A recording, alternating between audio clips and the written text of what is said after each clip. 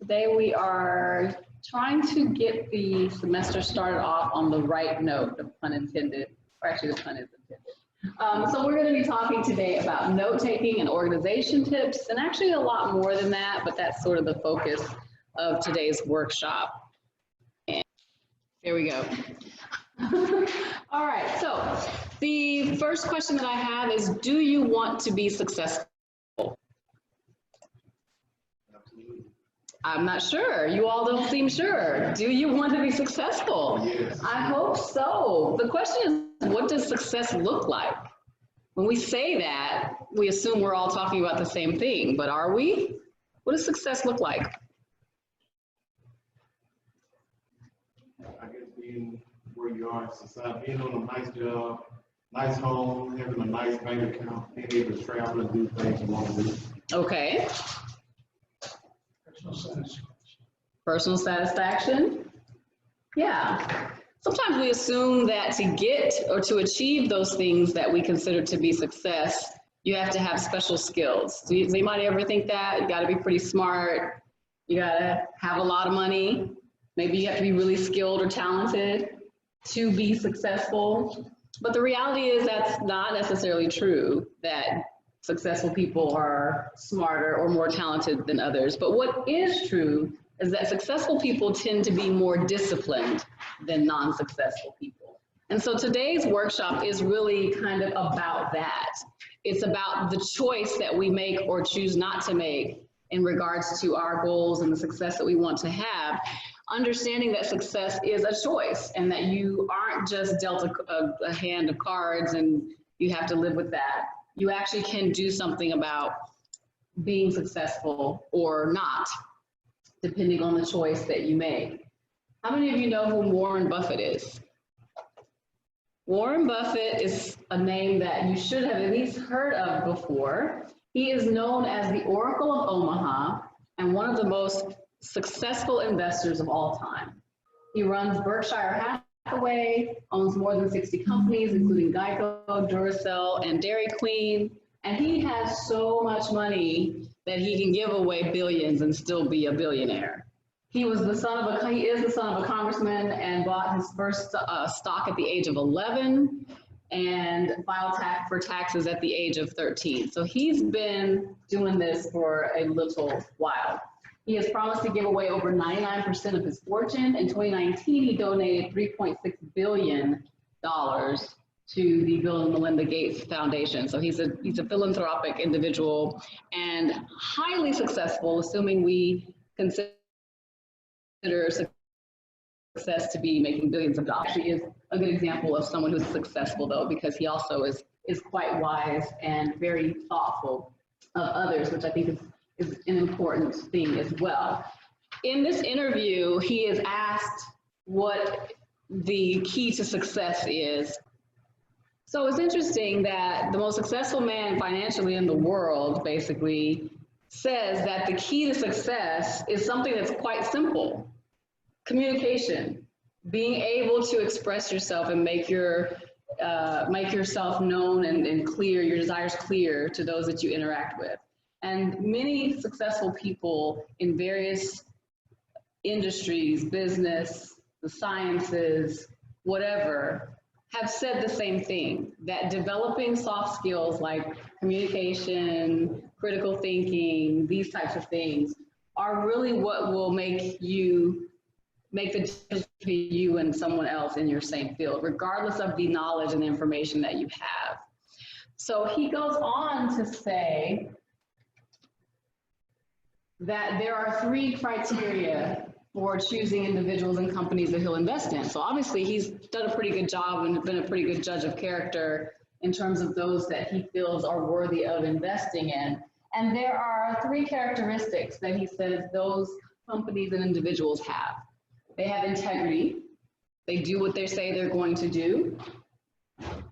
They have energy, which is a health and a bias towards action. And they have intelligence, but he's not talking about book smarts. He's talking about wise thinking. And believe it or not, there is one thing that you can actually do to increase your intelligence. Anybody know what that is? write stuff down. It's as simple as that. It's as simple as that. To develop intelligence, it's about incorporating writing. Why is that? Well, because writing is thinking. When you write things down, you're able to externalize your thoughts. And then when they are outside of you, on the page, on the screen, they are things that you can actually look at and examine and think back on and figure out how better to do something. And so it allows you the opportunity to be a critical thinker if you take the time to write things down. So a lot of what we're talking about today in terms of success, in terms of getting off on the right note, in terms of being organized, is going to come back in one way or another to this very small thing, which is simply writing. So today we're going to talk about 3 steps that you can take right now to move towards your goals and move towards the success that you desire. Developing time management skills, note-taking skills, and good reading comprehension. So when Buffett says that the key to success is communication skills, all of these things tie together. When you, well, we'll talk more about reading and note-taking, but when you're doing these things, you're providing yourself with a resource, a reservoir, if you will, that you can draw from when you go to communicate, when you go out there in the world and need to interact with others. And so all of these things are relevant. So first thing we're going to talk about is time management. And Peter Drucker, author of The Effective Executive, says, until we can manage time, we can manage nothing else. And I know that many of us can identify with time management being probably one of our biggest challenges. So here are some tools that you might consider using to improve your productivity as it relates to time management and building your knowledge as well. So over there on the far left, there's an app called Forest, which we will show you in a little while, which is intended to help you with focus. Then in the middle column, we have knowledge, apps that are available to you. Of course, everything is online these days, right? TED Talks, Quizlet, news apps, Duolingo, which is a language app to help you develop a skill set in a foreign language, and then Khan Academy, which is just pretty much every subject is covered on Khan Academy. All of these are easily accessible online. And if you make them part of your daily or weekly or frequently during the month, let's say, habit of utilizing the tools, developing knowledge through accessing these apps here in the middle, you begin to build sort of that knowledge base that you can then draw from when you're going out into the world to communicate with others, or even sometimes in your classes, you may find that if you are a well-read person, if you are someone who's sort of aware of what's going on around you, it adds to even what you're able to get from courses that you may be taking. And then to help with organization, these apps here in the far column are apps that often are used by business executives, those out in the industry who are working in different areas, but these apps are meant to sort of help you with the to-do list, with the planning, with the journaling and that sort of thing, and they can be very helpful in getting you organized. Even if you're a student, they are good tools that you might want to take a look at. Of course, Google Drive, I'm sure everyone is aware of the apps that Google provides on Drive.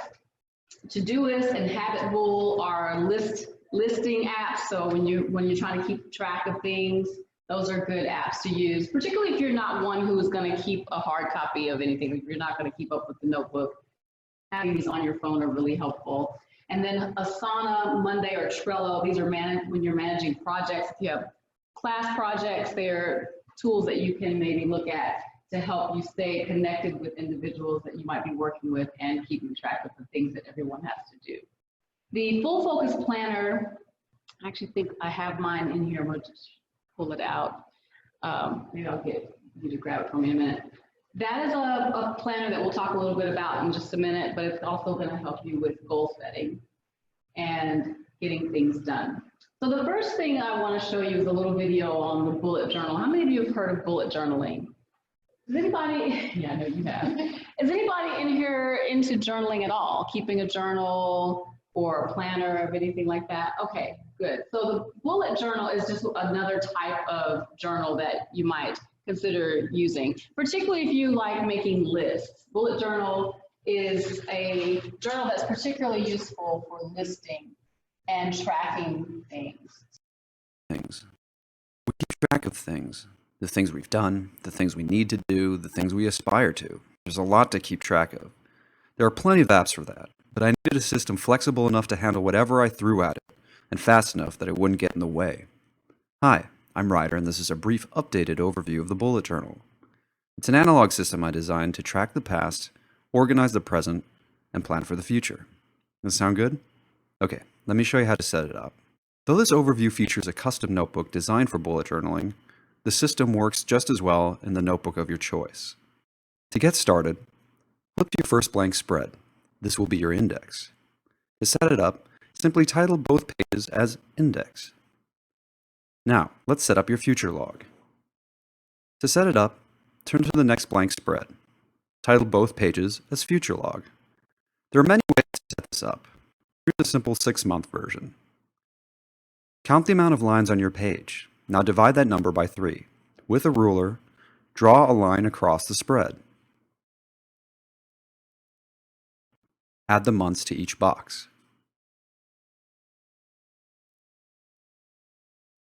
When you're done, add your page numbers and add the future log back into your index. Okay, turn to your next blank spread. This will be your monthly log. Add the name of the month on both pages. The left will be your monthly calendar. Write down all the dates of the month, then add the first letter of the days. Okay, that's the calendar. The right page is your monthly task list. Write down all the things you need to get done this month. Before each task, draw a task bullet, which is just a simple dot. Add the page numbers and then add this month back into your index. The monthly log provides you with a bird's eye view of everything you need to get done in a month and the time you have to do it in. Okay, let's set up your daily log. Start by entering the day's date. Now you can start adding entries. Entries are logged using short bulleted sentences. Each entry goes into one of 3 categories: tasks, indicated by a dot bullet, events, indicated by a circle bullet, and notes, indicated by the dash bullet. If a task is really important, place a little star to the left of it. This is known as a signifier. Signifiers add extra meaning to bullets, in this case, priority. This is known as rapid logging. It makes capturing and organizing information really fast. Now we've set up all the core modules for the bullet journal: the index, the future log, the monthly log, and the daily log. Now I'll show you how they all work together. At the end of each month, set up your next monthly log. Scan your daily logs for open tasks. X out the ones that you've completed. Now take a moment and assess the remaining open tasks. Ask yourself, is this still worth my time? If it's not, strike it out. If it is worth your time in the short term, turn that entry's task dot into a right arrow and copy the entry into the new monthly log. If a task is due months from now, turn the task dot into a left arrow, then copy that entry into the corresponding month in the future log. This process is known as migration. Migration will help you weed out distractions. It's designed to help you focus on the things that are worth your time. It's the difference between being busy and being productive. Sometimes you'll have related tasks and notes. To help organize related items, let's create a collection. First, go to your next blank page and give it a topic and number the pages. Now migrate all the notes and/or tasks into that collection. Now index that collection for reference later. Collections are a great way to organize shopping lists or ongoing projects or classes. Okay, that's it for the basic overview. For more tips and tricks, please visit bulletjournal.com. Please like and subscribe to this channel, and thanks for watching.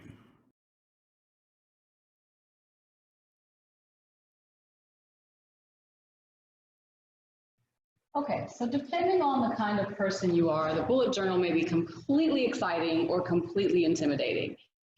The idea, though, is to figure out what works for you. If you are a person who likes to make lists, then you can modify the bullet journal without it being as overwhelmingly meticulous as he just laid out.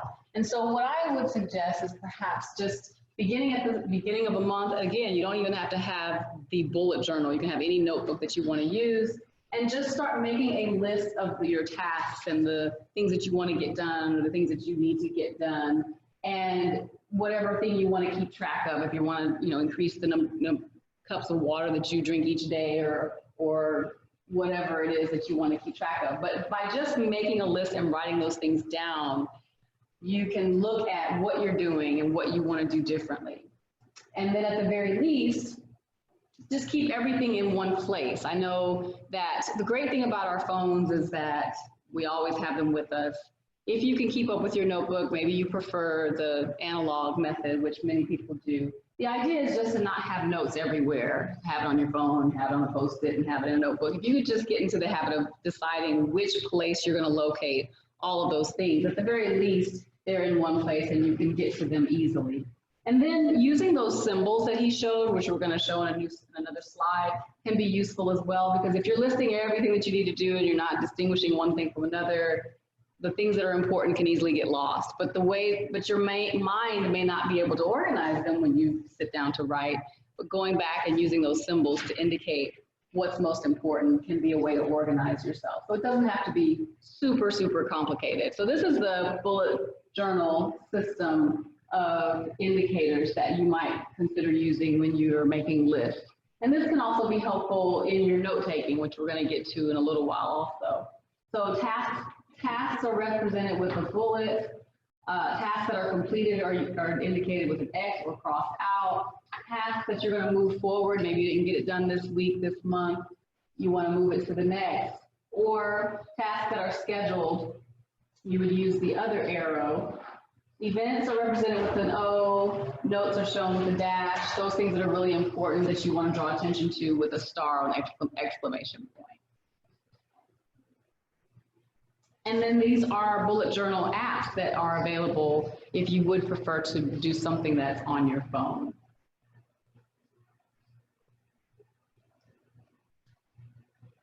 Another organizing method is called the Full Focus Journal. I don't know if any of you have heard of Michael Hyatt and the Full Focus Planner. He says to accomplish our goals, we must distill our dreams into daily action. So when I asked at the beginning if you all are interested in being successful, maybe you're thinking about success in some future time and place.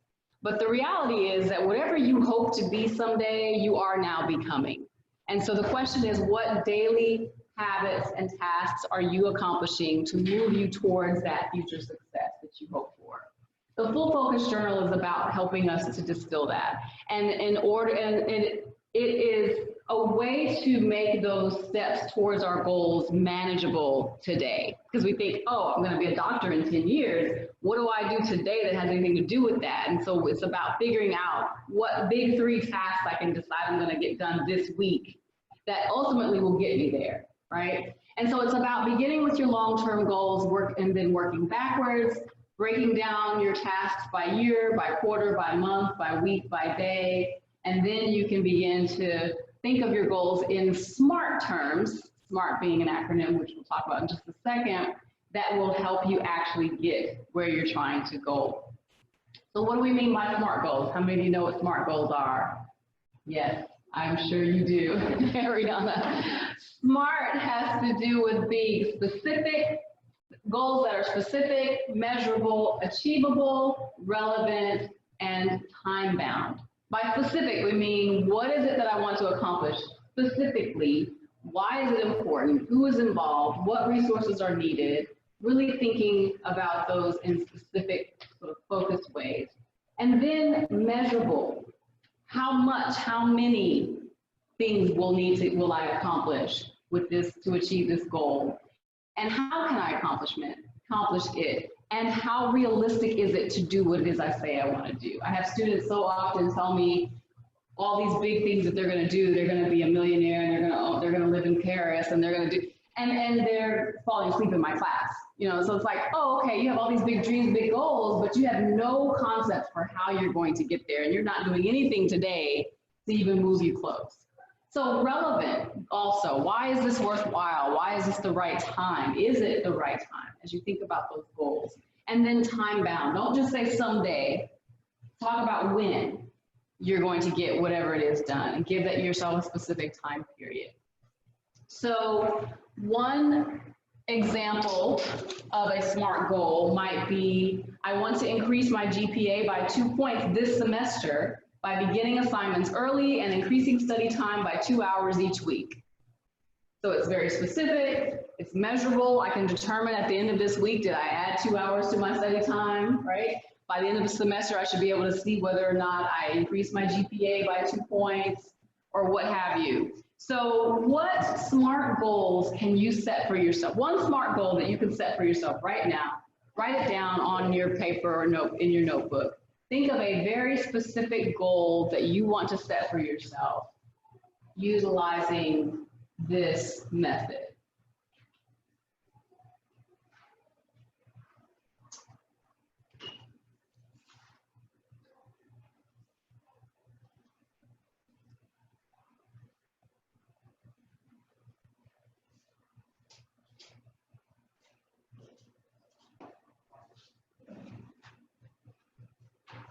And then once you've articulated a SMART goal, see if you can think of at least 3 tasks that you can do today, or maybe this week, if today is too much, that will move you towards it, even if it's just a small move, right?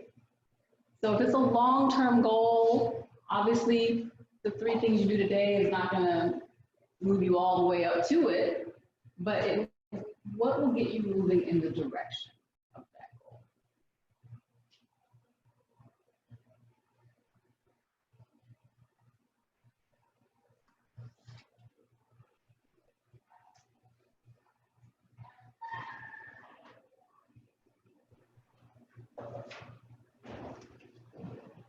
Anyone have a goal they want to share with the group that you set for yourself? By December. Okay. What steps are you taking towards that? My education, discipline, and research. Passing each course with an A. Okay. Good. So then you can even break that down more, right? Like, what are you going to do to achieve those A's in those classes, and so on. Yep. Yeah. Very good. Excellent. Okay, so you get the idea then, right? Your goals that you set, your SMART goals, can be long-term, they can be shorter term, they can be very immediate, but either way, thinking about them in very specific terms and thinking about the actual steps that are needed to get there will make them achievable too. You should feel really confident at the end of this week that you made some progress towards the goals that you set.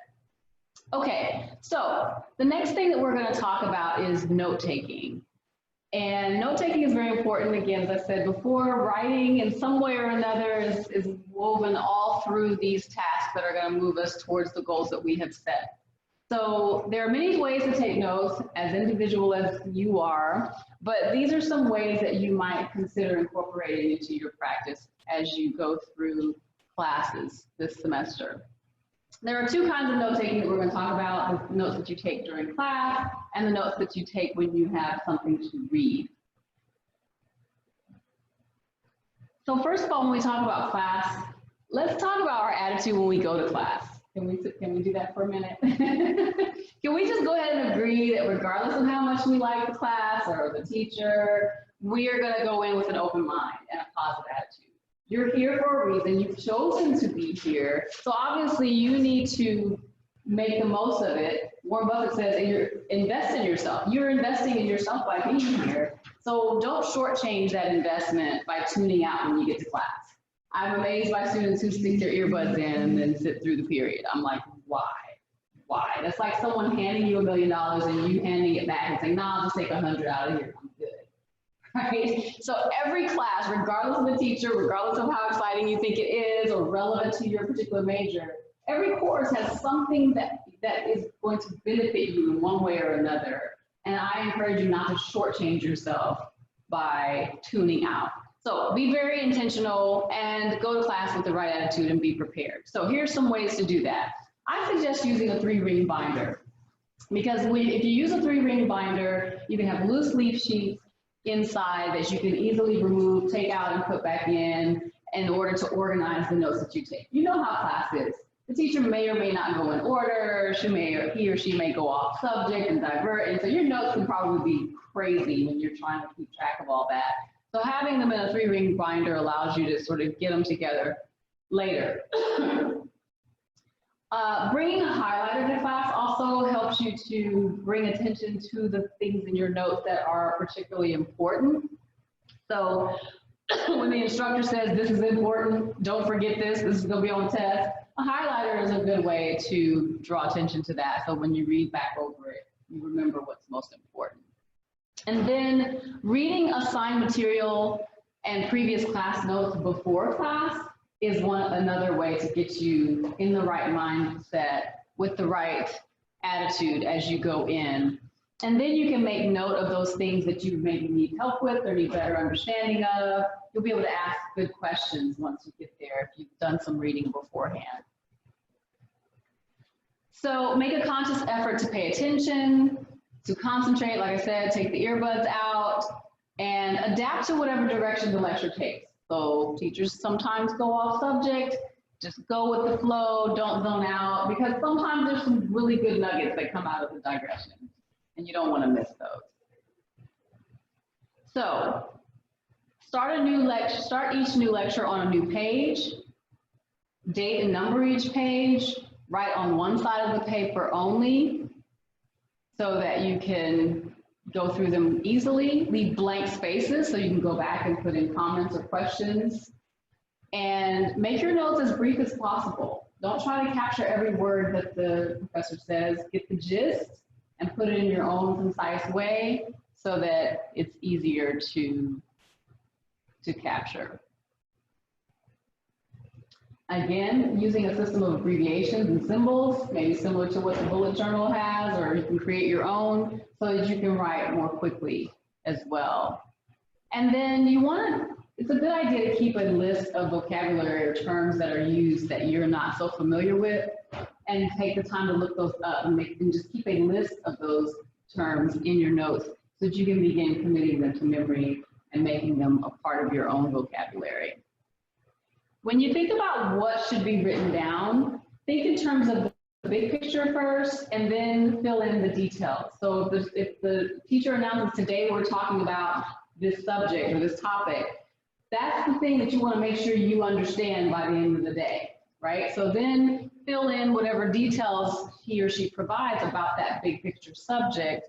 And then even in your reading afterwards, if you need to do that in order to fill in the details, you can do so. It's a lot easier than trying to remember all the minutia, all the little details and pieces when you're not sure what they connect to. You want to think in terms of the big picture, because what you're trying to do is actually learn, not just memorize.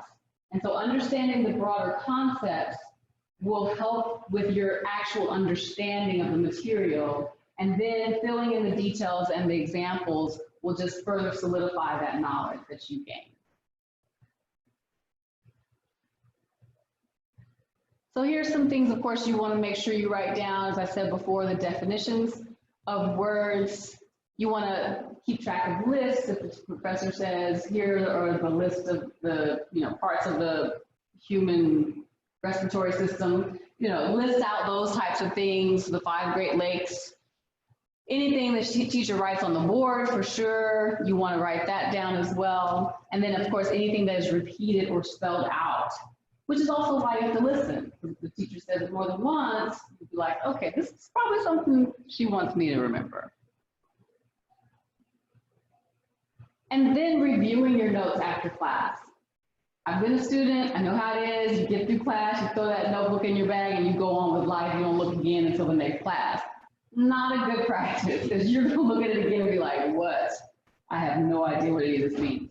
It will make much more sense if you take a look at it just after the class, edit for words and phrases that are legible, sorry, or illegible either, or don't make sense. Write out abbreviated words that might be unclear later, really clean it up, edit with a different colored pen so that you can distinguish between what you wrote in class and what you filled in later, and then fill in keywords and questions in the left-hand column.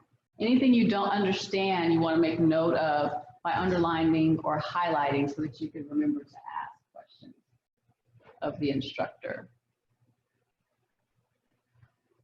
again, the material that you get in class is not the only thing that's important. So you certainly, I know many of our students don't like to purchase the books, but books are needed. So get a hold of the book, compare what the professor talked about to what's in the chapter, and fill in important details that she or he may or may not have elaborated on in class.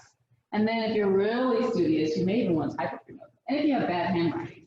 But also going back over or rewriting or even typing your notes is just a way, in the process of doing that, you're actually committing that to memory. So it's a way to study even when you're not intending to study, right? That information is going to become more a part of your mind than it would be otherwise. So the Cornell method is a way of note-taking, organizing your notes so that you can do all these things that I've just suggested. I'm going to let Ariana talk a little bit about what the Cornell method entails. Okay, so for the Cornell method, you divide your paper up into 3 sections. The main section, that is the one here on the right.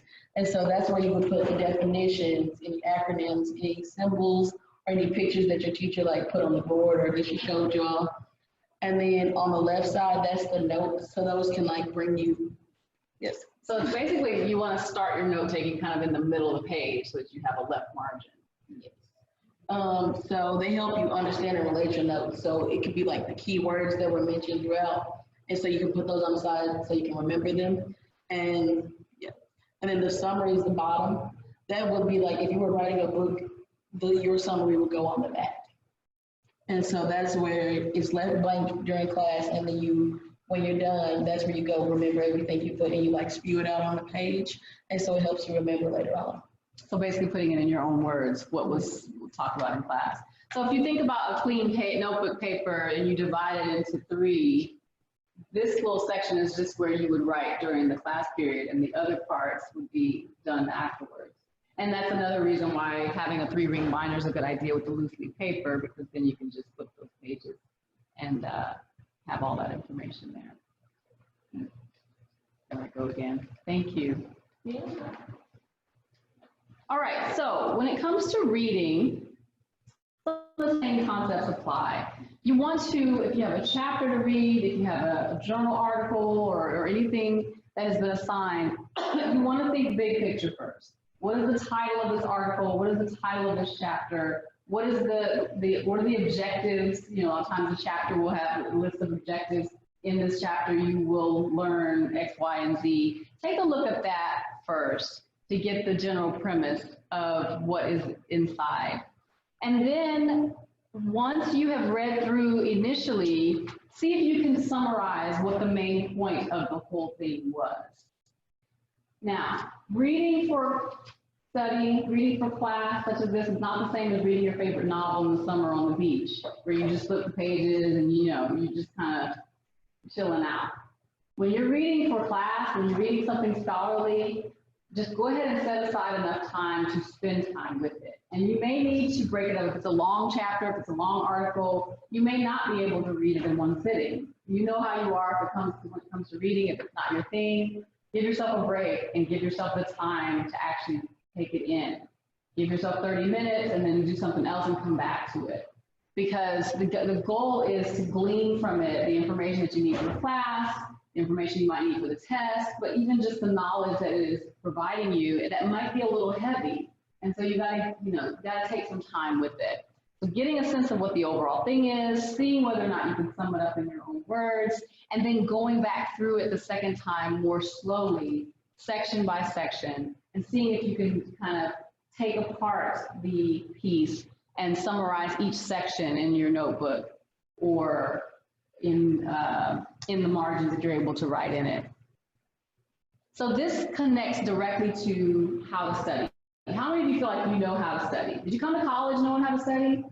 That's the thing. Our kids are not learning how to study in high school, and so then they come to college. But yet, you can skate through high school pretty easily these days. But by the time you get to college, you're usually like, whoa, I gotta actually study, right? And so these things that I'm telling you are really just study tips, right? So the rule of thumb is to spend 2 hours studying for every 1 hour class time.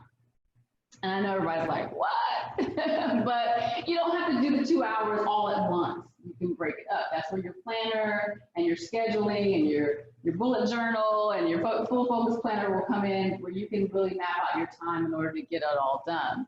But what is it that we mean by study? And how in the world would you fill up that much study time, right? I'm sure many of you are thinking, I wouldn't even know what to do with 2 whole hours for every hour of class time. So the key is to make study a practice, something that you do, methods that you follow, techniques that you use. And so that's what we're talking about with the reading and the rereading and the note-taking and the summarizing sections of it, going back over your class notes, and then again, thinking in terms of understanding, not memorizing. And once you go back over something that you've read, once you're going back over it the second or third time, looking for ways that you can then commit that information to your memory. So if you go back and look at short sections of something that you are reading, stop and ask yourself at certain points, what have I just read? Now, if it's 10 o'clock at night and you've had a long day, you probably will read a sentence and not know what you just read. That's probably the time you need to go to sleep and try again in the morning. But you should be able to answer these questions. What are the key ideas? Can I rephrase this section in my own words? Could I explain it to someone who's not in this class or who's a kid, maybe a 5-year-old? Because that's how you'll know if you truly know what it is that you just read or what it is that you just studied. And then you can also take those small sections, particularly when they're divided up into subheadings, which is very helpful, and use those to quiz yourself. So Quizlet was one of the apps that I showed you earlier. Those are really useful. You can quiz yourself on each section that you read by converting those subheadings into questions. So if a particular subheading says parts of the body, then you turn that into a question. What are the parts of the body, right? So that section should have been giving you that information. Now you can quiz yourself on it. And then spacing out your testing. Spacing out all of this, in fact, the reading and the rereading and the summarizing, not trying to do all that in one sitting, right? Spread that out over a week, over 2 weeks, give yourself time so that you can, it's manageable, it's not overwhelming.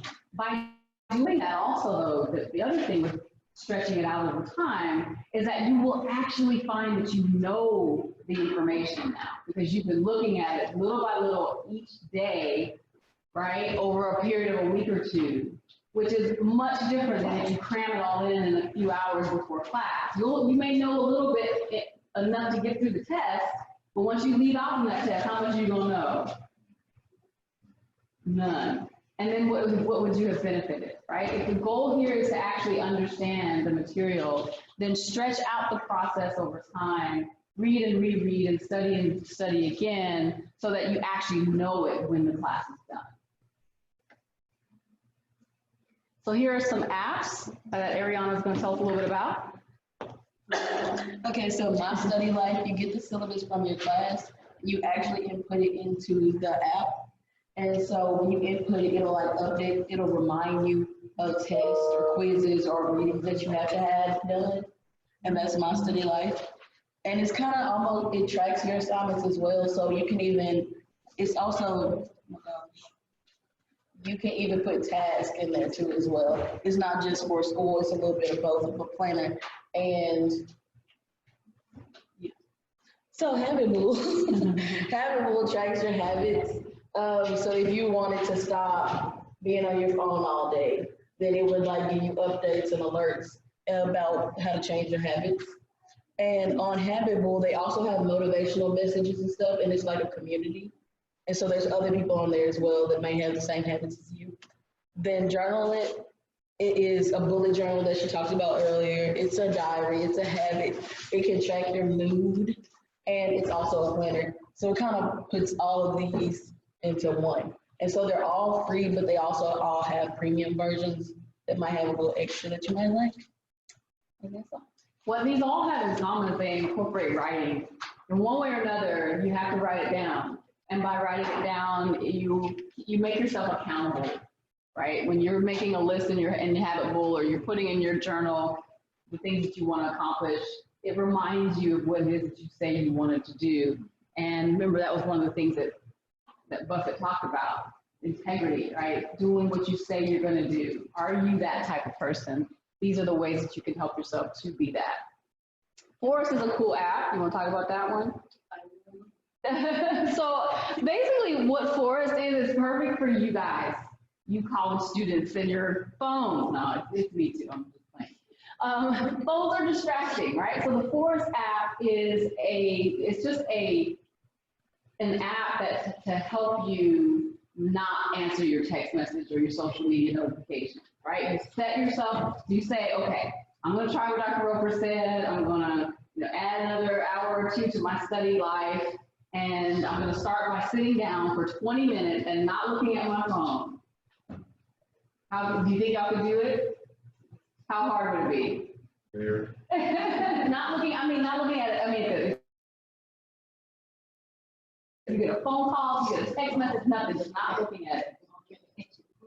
All that, exactly. So the Forest app is a way to help you to be disciplined. Remember I said to be successful, you need to be disciplined. So you set yourself a timer. What's reasonable? Obviously start low and work your way up, right? 20 minutes is a good place to start. You set it for 20 minutes. And what happens is you get a little tree. And it's just a little sapling. And your clock starts ticking down. And what it does is it prevents you from receiving getting those pop-ups or those notifications for that period of time that you set. And as long as you don't go and swipe away, the little tree will just grow and grow and grow until it reaches full capacity, full height at the end of your time that you've set.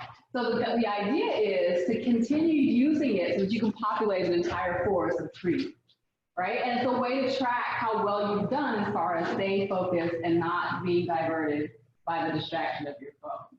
So really cute idea. I like it a lot. So, and you can, like I said, you may set it for 10 minutes, you may set it for 20 minutes at a time, and then give yourself a reward, right? After your 20 minutes, you can go check all your notifications to see what you missed. Give yourself a break and then come back to your studying at some point after that. So it's just a cute way to sort of help you do what you say you want to do. And that is our presentation. So do we have any questions or any particular things that you all need help with or input on, maybe that you're struggling with as far as your daily practices? We also encourage you to come back. We have a workshop next week. Is it next week? What's that date? 28th. If you are interested in learning about the writing process and how to improve your writing, we'll be talking about that next week. And then of course you can always come through anytime and we can work with you one-on-one if you have something to do, an assignment. We can talk to you about any of these things that we discussed today. And I wish you all success in whatever goals that you have set for yourself. Thanks for coming out.